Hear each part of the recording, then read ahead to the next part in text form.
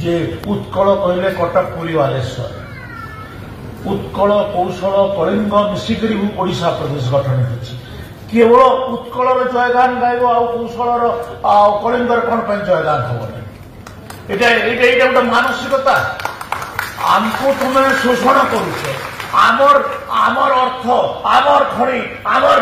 चाष आमर जंगल सबुथे तुम आमको शोषण कल चाकरी बाकरी सबुथे आज तुम्हें से कल्चराली भी हमको एक्सप्लोइट करने लगे तुम्हें चाहूँ एटा की कथा आम ओडिशा प्रदेश रे मिसिथिलु ओडिशा प्रदेश रे मिसिबा पई आंदोलन रे भी शामिल होतिलु किंतु ओडिशा रे मिसिकरी हमर सबुठु बड़ भूल हला आम ओडिशा प्रदेश रे मिसिलु हमर गोटे ऐतिहासिक भूल